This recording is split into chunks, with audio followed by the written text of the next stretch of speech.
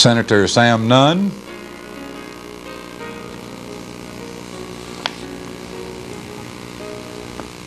Secretary of State Max Cleland, Labor Commissioner David Porthris, State Senator Guy Middleton,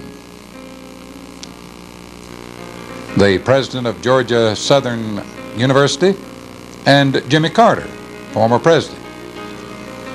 Again, from the archives of the Toccoa Rotary Club, here are some membership pictures from years past.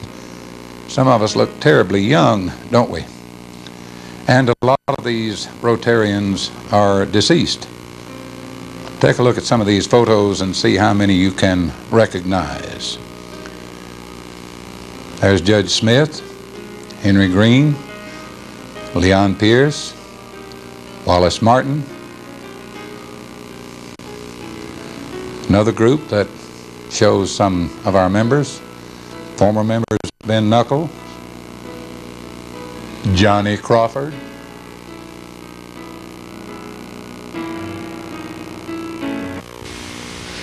I think the Toccoa Rotary Club has had great success with the Rotary Foundation. You know, the Rotary Foundation being the financial arm of Rotary, and it allows it to do so much in the world today.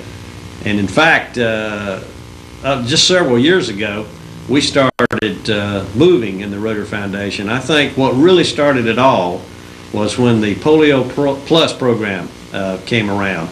And Ben, you headed up, and you really got the ball rolling with that program. Why don't you make a few comments about it for us? Well, John, during that time, Rotary International undertook what was a real frontal attack on polio, a killer disease, and decided to eradicate polio from the world.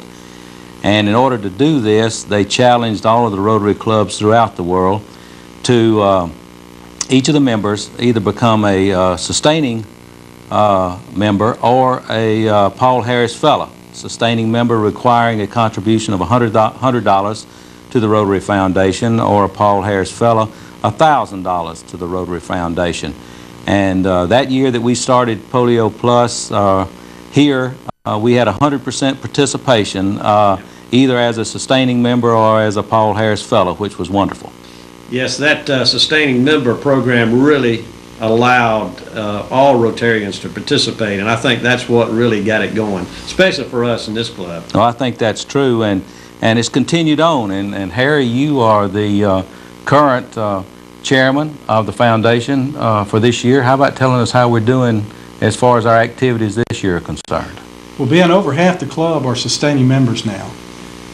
And with our turnover of new members, I think that's a good report, and we're having a drive now, and these past few months we've added some every time. Many of those guys have achieved their Paul Harris fellowships.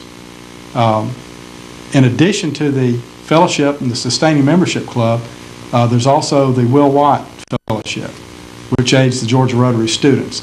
And we have 3 Will Watt Fellows in our club now, W.C. Clary, L.J. Steele, and Jack Hancock. You know, another program that was started just a few years ago was the Benefactor Program. And this enables a Rotarian to keep on giving after he leaves us on this earth.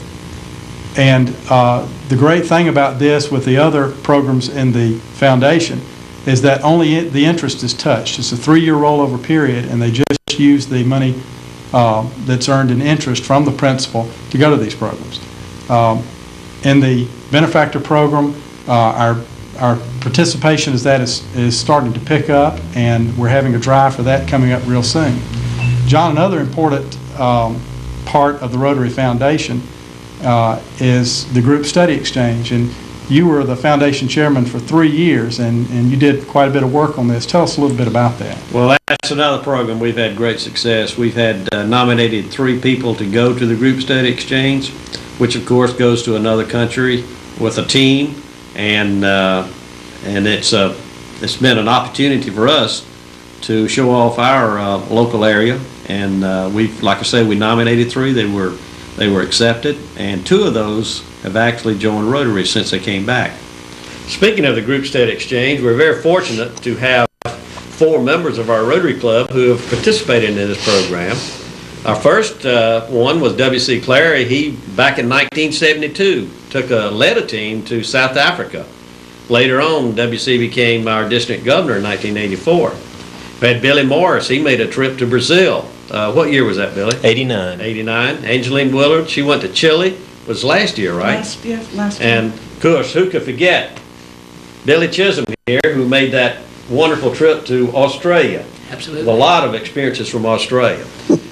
W.C., would you relate to us what you think was some of your best experiences in? Oh, I had a couple of interesting experiences when we were in the section that mined gold, and we put on the miners' caps, and it's right interesting when you get in one of those cages, and they close the gate, and you start downward. The last thing you see is a little light thing, and all of a sudden it disappears, and you rumble down, we're down a mile deep to where the boys could take some of the jackhammers to mine for gold.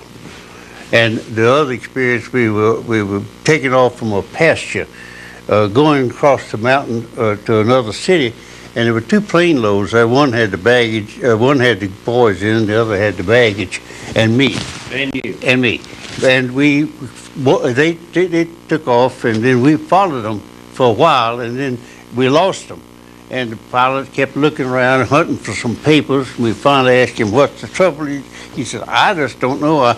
Well, we're not lost, but we misplaced." And we finally got in touch with the first plane, direct us. We were going the wrong direction, and we landed on a Dutch trip. So it gets exciting sometimes when you go through. Well, I see it turned out all right, because here you are still with us. That's right. Billy, how about tell us a little bit about Brazil? Okay, memorable experiences, I guess you're talking about other than the girls from Ipanema. There you go. So you were single at that time?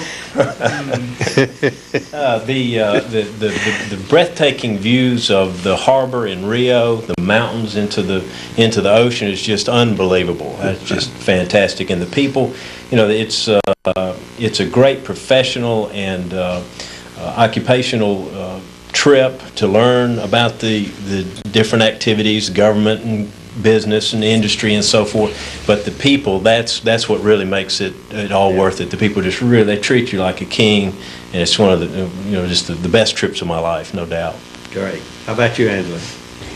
This time a year ago, I was in Chile, in the Concepcion area, and later in Los Angeles and Chillán. And I have a lot of images still in my mind, anything from a trip to the upper reaches of the Biobío, where a hydroelectric project was under construction, to the bowels of a steel mill. Another hard hat day, Mr. C. We had some of those too. One lasting impression I have is I was complimenting one of my hostesses on a ring she was wearing, and she took it off her finger and gave it to me.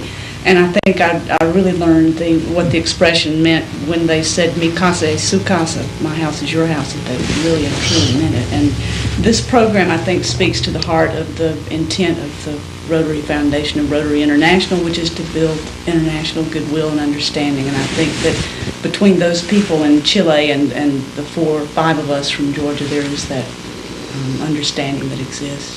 Great.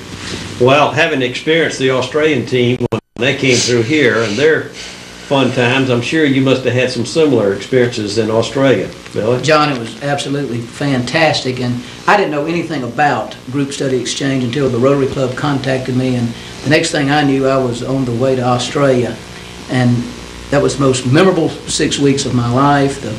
The Australian people just took us into their homes, and we learned so much about them, and I guess the main thing is we were looking for differences, and what we realized that we're all the same. We all have the same joys and sorrows, and it was just a great trip, and I'll always be appreciative to Rotary.